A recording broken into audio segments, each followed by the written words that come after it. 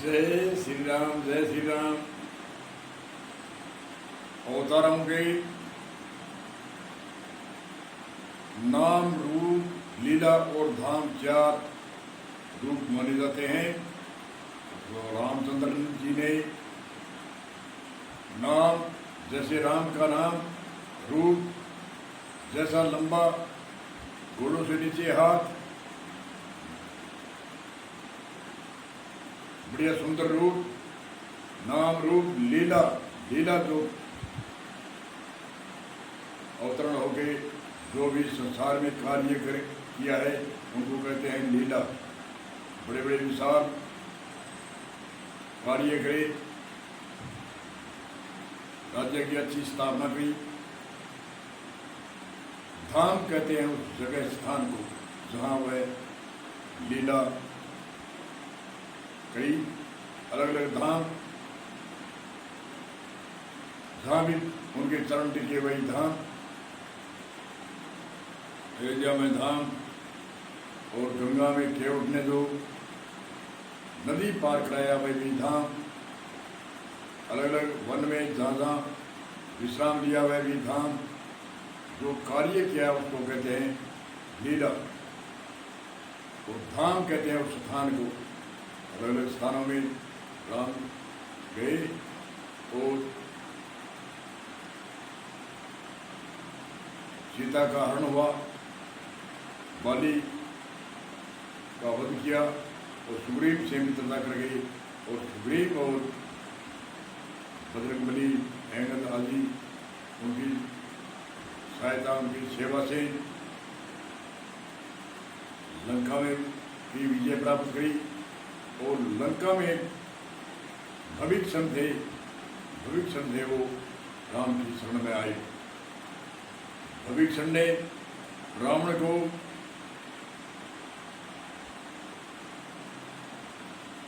थोड़ा समझाया कि आप जो सीता को ले आए हैं, जो सीता को लौटा दो, तुम दूसरी स्त्री को, ये राजा की मर्यादा नहीं होती है। ऐसे कई विधान बताए।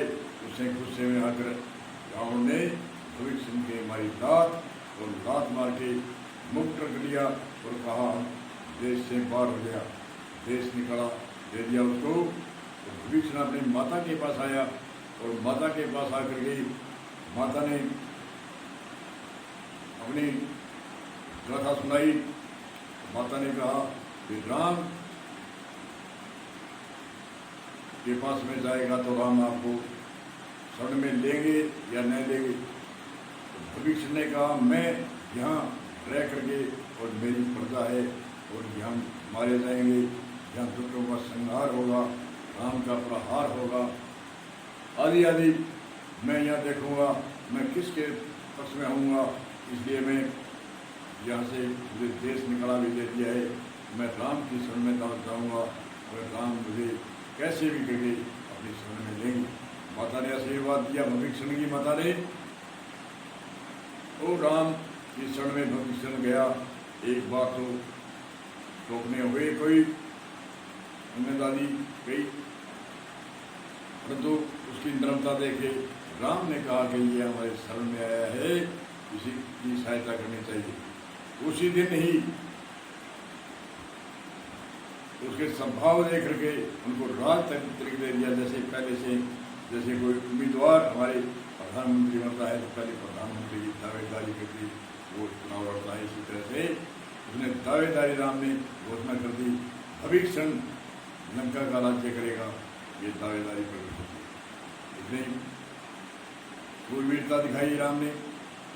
और लंबी चौड़ी गाथा है, सभी जानते हैं। ऐसे बाण चले, ऐसे चले, ऐसे हुआ, ऐसे हुआ। इसकी टीका टिप्पणी बहुत सुनते आए हैं।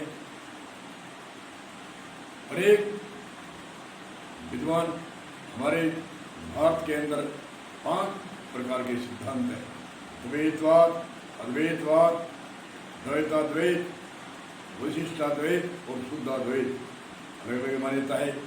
कई अद्वैतवादी है, कई द्वैताद्वैत, कई शुद्धाद्वैत, कई वशिष्ठाद्वैत आदि आदि 5 सिद्धांतों पर हमारे भारत का सनातन धर्म टिका हुआ है। अलग अलग मान्यता है। कोई राम को मानते हैं, कोई नहीं मानते हैं, कोई अवतार से चिढ़ते हैं, कोई परमात्मा के शब्दों से चिढ़ता है। अलग अलग पंथवादी मतपथ वेशभूषा अनेक तरह से है। परंतु अवतार का अर्थ होता है साकार शरीर धारण करना। कईयों की तर्क है क्या परमात्मा सब स्वीकार करता रहता है, उसके आने पर क्या अवस्था पीछे रहेगी? ऐसे नहीं। परमात्मा की पार ब्रह्म परमात्मा की शक्ति अथाग है, कोई सीमा को नहीं। उसकी एक विभूति प्रकट होती है, उसको कहते हैं साकार निमित्तिक अवतार।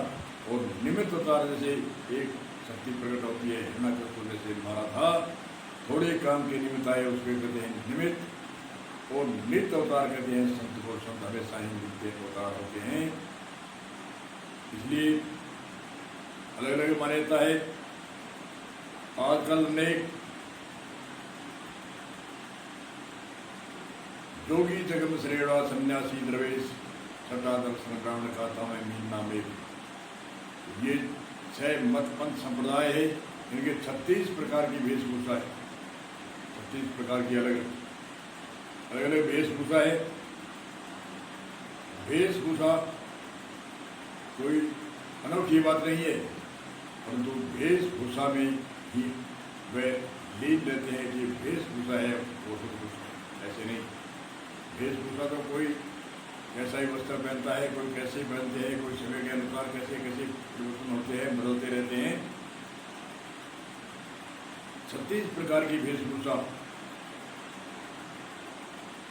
तिलक रखना ही न, एक भेग, चोटी रखने का भेग, जनेऊ रखने का भेग, समटक रखने का भेग, मोरपंख रखने का भेग, उनमें भभूति रमणी का भेग, चिमटे रखने का भेग, आदि आदि संतों ने 36 प्रकार की ये वेशभूषा 6 मत संप्रदाय है इनकी बताई है। तो ये कंठी रखना, माला रखना, हाथों में बाजू आदि अनेक तरह से समय के अनुसार वस्त्र, चाहे जम्पर पहरे, चाहे सफेद पहरे, चाहे भगवा पहरे, चाहे कैसा भी पहरे, वस्त्र तो एक वेशभूषा एक पहचान है। ये धर्म के चिन्ह है, ये धर्म नहीं है। धर्म के चिन्ह जैसे तिलक काटने से पता चलता है कि ये आस्थावान है, चोटी रखने से आस्थावान है। ये जनेऊ का अर्थ होता है 3 ऋण है हमारे पर, देव ऋण, ऋषि ऋण और पितृ ऋण। और 3 धागे की जो जनेऊ बनाते हैं संत महात्मा कई संप्रदाय गए, वो संकल्प देते हैं कि आपको संकल्प लेना है। एक तो आप 3 प्रकार के ऋणों को आप उतारने का संकल्प, दूसरा यज्ञोपवीत यज्ञ के समीप बैठने का आपका अधिकार हुआ है, वेद पढ़ने का आपका अधिकार हुआ है। ऐसे ऐसे वो मत संप्रदाय के कहते हैं, अलग अलग मत पंथ संप्रदाय है। कोई किसी से चिढ़ता है, कोई किसी से चिढ़ता है। चिढ़ने की कोई बात नहीं, उनको समझना है कि ये कैसे है, क्या है। आजकल आस्थावान जिज्ञासु भ्रमित है।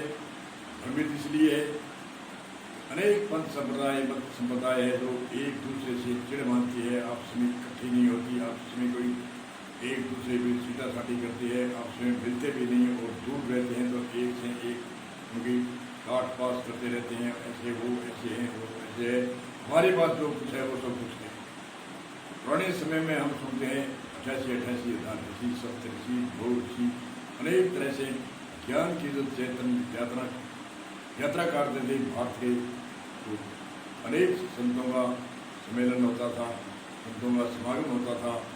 अनेक जैसे पद्मदास जी जाति के ढाडी थे, उसने भी कई ऋषियों को सम्मेलन करके बुलाया था। उस समय भी अनेक साधु, तुलसीदास जी के समय अनेक साधु ऋषि मुनि होते थे, सम्मेलन होता था। पहले पुराने समय में ब्रह्म सम्मेलन कहते थे, हरि कथा कहने लगे, सत्संग कहने लगे, आदि आदि नाम से संबोधन करते थे। उसके माध्यम से अनेक विद्वान ऋषि मुनि इकट्ठे होते और हर मानव मात्र के लिए उपदेश करते। हर कोई पक्षपात नहीं था होता उस समय में। तो आज लोग आपस में भी एक दूसरे के अनेक पंथ हो गए, कईयों के पंथों का मुद्दा ही नहीं, 2 पीढ़ी 3री पीढ़ी में बाद में कोई गुरु का घराना ही नहीं। ऐसे ऐसे मतपंथ संप्रदाय ऐसी हो गई है, नई हमने खोज करी है। अरे कहाँ नहीं, आपके दादा गुरु से पीछे तो कोई गुरु भी नहीं है, कोई परंपरा पीढ़ी नहीं है जो हमारे समाज में ही होती है। कई लंबी चौड़ी, कई वर्षों की 10-10, 20 पीढ़ी की श्रृंखला होती है, जो कहीं का रथ कहीं का घोड़ा, ऐसे मतपंथ संप्रदाय जिन्होंने एक चीज़ को पकड़ लिया, किसी ने 10 धर्म है तो एक धर्म को मान लिया और 9 छोड़ दिए, ऐसे थोड़ा ही होता है। तो ऐसे वेशभूषा की पहचान तो हमारे एक प्रत्येक चिन्ह है। जैसे मिलिट्री विभाग में वेशभूषा से पता चलता है कि ये मिलिट्री विभाग में है, उसकी वर्दी से पता चलता है, उसकी वेशभूषा से, उसके चेहरे से, उसके बालों की कटिंग से आदि आदि। ऐसे ही डालकों की पहचान वेशभूषा से होती है, उनके थर्मामीटर होता है आदि आदि, और उसके सफ़ेद वस्त्र होते हैं, इसलिए उनकी पहचान होती है। मिलिट्री विभाग की अलग और पुलिस विभाग की अलग वर्दी वेशभूषा, और रेलवे विभाग की जो मिलिट्री है और है उसकी वेशभूषा की रंग अलग। ऐसे ऐसे हमारे सरकार में भी वेशभूषा है, इससे मालूम होता है। जैसे राम ने वनवास लिया तो पीताम्बर वस्त्र धारण किए, और कोई देश निकाला देता है तो उसको काले वस्त्र देते हैं। कोई किसी का राजा का प्रदर्शन करते हैं, खिलाफत करते हैं, तो वो काले झंडे होते हैं। और हमारे आज काले वस्त्र का ही महत्व है। काला वस्त्र एक वास्तु के अनुकूल नहीं है, ये वास्तु के खिलाफ है। वास्तु मतलब शरीर को, ये स्वास्थ्य को नुकसान करता है, और वैसे भी ये निषिद्ध है। पुराने समय में कई कुरीति के राजा हुए, उनके भय से कई पर्दा प्रथा चली, उसमें कई जातियों के, कई संप्रदायों ने उसको एक पर्दा, कड़ा वस्त्र बनाया, उससे महिला का रूप दिखता था और बाहर निकलती थी तो वो पर्दा पहन के चलती थी। और आज कहते हैं हमारे रिवाज है। रिवाज तो क्या है, उस समय तो कोई कारण था और आज एक रिवाज बन गई, आगे से आगे हमारे तो ये ऐसे ही होता है। चलो कोई होता है वो होने दो, जो नहीं होता है वो क्यों अपनाते हैं। जिसके होता है वो तो चलो कोई घने सालों की बात नहीं है, 1500-1600 साल पहले कुछ भी नहीं था। परंतु अब कोई होता है मानते हैं, परंतु जिसके नहीं होता है वो क्यों मानते हैं। वो काले वस्त्र पहनते हैं, काली वेशभूषा रखते हैं और अनेक तरह से वस्त्र। हमारे भारतीय संस्कृति में जो वस्त्र है वो ऐसे होने चाहिए जो शास्त्र के अनुकूल हो और वास्तु के अनुकूल हो और स्वास्थ्य के अनुकूल हो। जो स्वास्थ्य से युक्त जो वस्त्र होता है, जैसे कोई टाइट जींस है, पैंट टाइट है और टाइट कपड़े हैं, और जो गर्मी होती है उस समय में हम जुराब पहनते हैं, जैसे जैसे बड़े बड़े भारे कपड़े पहनते हैं, तो ये शरीर के स्वास्थ्य के लिए हानिकारक है। ऐसे ऐसे अनेक तरह के जो समय के अनुसार हजारों प्रकार के रंग, वस्त्र, सॉफ्टी कपड़े इतने हम आज इस समय में ही 6 ऋतु के 6 प्रकार की ड्रेस पहन सकते हैं, रेगुलर ड्रेस बना सकते हैं। जिन्हें आजकल सुविधा भी है और पैसे की सुविधा भी है, ऐसे कोई गरीबी नहीं। तो जो गर्मी होती है उसमें जुराब पहनते हैं, उसमें दुर्गंध आती है और उसको हर रोज़ धोनी पड़ती है, फिर भी वो कई घंटों में दुर्गंध आती है। इसलिए हमें वास्तु के अनुकूल और अपना खान पान आदि का सबका ध्यान रखें और अवतारों की महान पुरुषों की जो मर्यादा है उसका पालन करें। राम ने मर्यादा अपने माता पिता की मर्यादा को पालन किया और सभी से बड़ों का मर्यादा पालन किया। बोलो जय श्री राम, जय श्री राम।